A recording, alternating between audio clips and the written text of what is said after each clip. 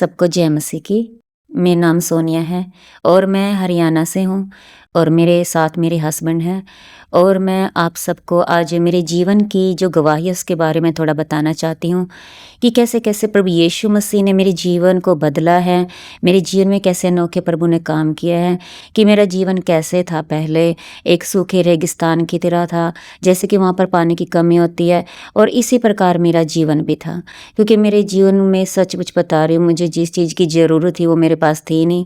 क्योंकि एक इंसान को क्या चाहिए? प्यार चाहिए, वो बिल्कुल भी नहीं था। आनंद चाहिए, वो बिल्कुल भी नहीं था। एक अपनापन चाहिए, वो बिल्कुल भी नहीं था सिवाय दर्द और दुःख के।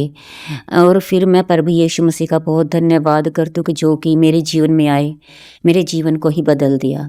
सचमुच परमेश्वर का धन्यवाद करती हूँ। मैं नहीं जानती थी प्रभु यीशु मसीह पर विश्वास भी नहीं करती थी और विरोध भी बहुत ज़्यादा मैं करती थी। तकरीबन मेरे को बहुत काफ़ी साल में जैसे मेरी शादी नहीं हुई थी, मैंने सिर्फ़ ऑलरेडी थोड़ा बहुत सुना था, लेकिन तकरीबन गहराई से मैं नहीं जानती थी और जो मेरा बैकग्राउंड है वो हिंदू परिवार है। मैं बहुत ज़्यादा भागो-दौड़ करती थी, सोचती कि कहीं से मुझे आराम मिल जाए, वो सुकून मुझे मिल जाए जो मुझे जीवन में चाहिए। लेकिन कहीं से मुझे कुछ भी फ़र्क नहीं पड़ा।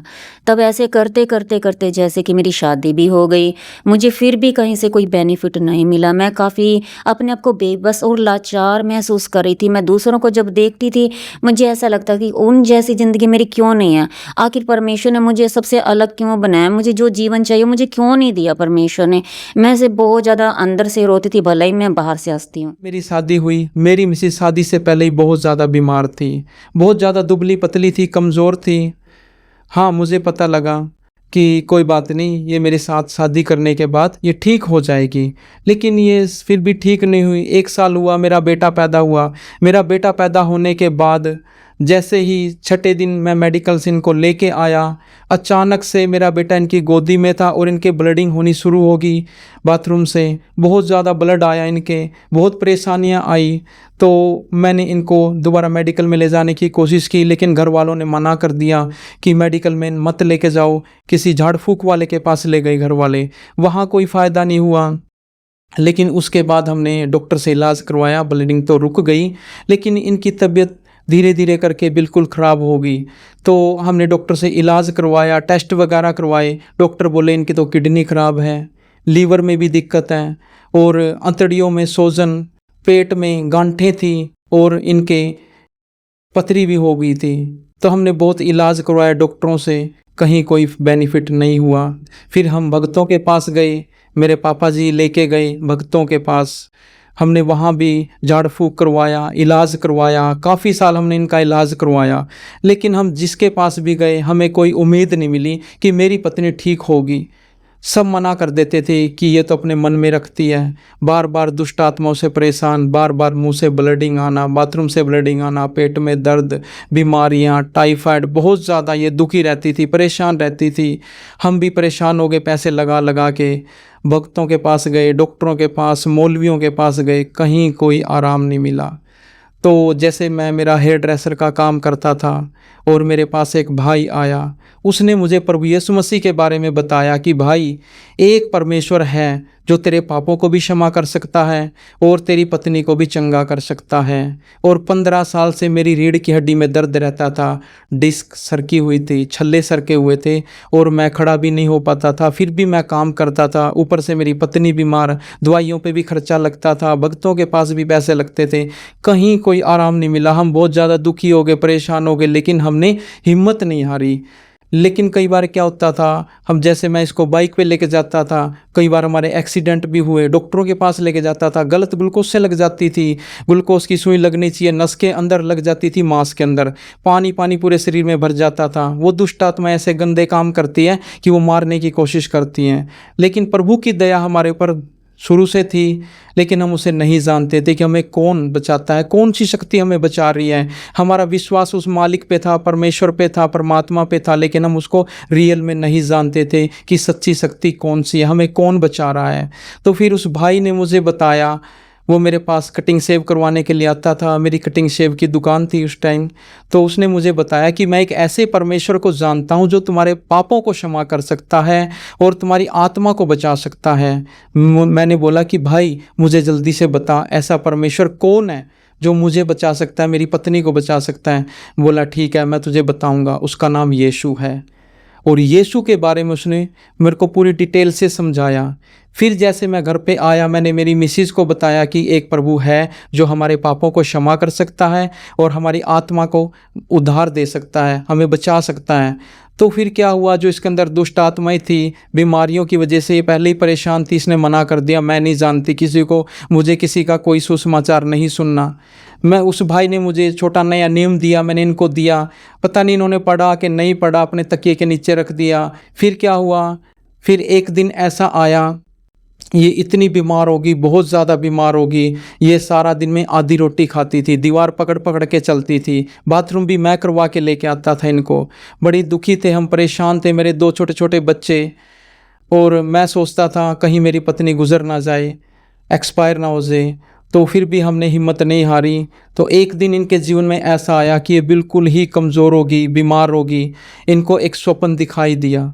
स्वप्न दिखाई देने से पहले 2 दिन पहले एक भाई मुझे मिला और उसने मुझे बताया कि मैं तुझे एक गुरु है उसके पास लेके चलूँगा, तेरी पत्नी बिल्कुल ठीक हो जाएगी। देखो शैतान हमारे जीवन में कैसे काम करता है। हमें प्रभु यीशु मसीह के पास जाने का डिसीजन लिया, उसने हमारा दिमाग घुमा दिया कि मैं तुझे गुरु के पास लेकर चलूँगा। हमने डिसीजन ले लिया, हाँ हम गुरु के पास चलेंगे। मेरी पत्नी भी खुश होगी, हाँ हम गुरु के पास चलेंगे। तो ये गुरु के पास जाने के लिए तैयार होगी। तब क्या हुआ, अब ये शैतान की चाल थी। अब इसको रात को स्वप्न दिखाई दिया कि एक डेविल्स शक्ति, दुष्ट आत्मा ने इसे घेर लिया और वो इसको मारने के लिए तैयार होगी।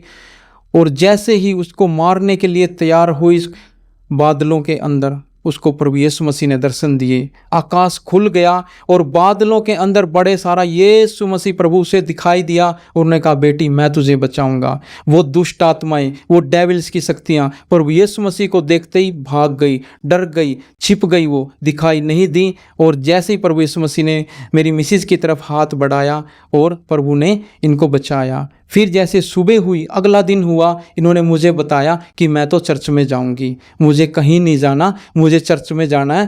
मैं कहा ठीक है, कोई बात नहीं, आपने डिसीजन लिया, बहुत अच्छा है। हम तो गुरु के पास जाने वाले थे, लेकिन इन्होंने बोला नहीं मैं चर्च में जाऊंगी, मैं गुरु के पास नहीं जाती। फिर मैंने डिसीजन लिया, कोई नहीं, जैसे आपकी इच्छा है, कोई नहीं, हम चलेंगे, आप दुखी ना हो, परेशान ना हो, हम चर्च में ही चलेंगे।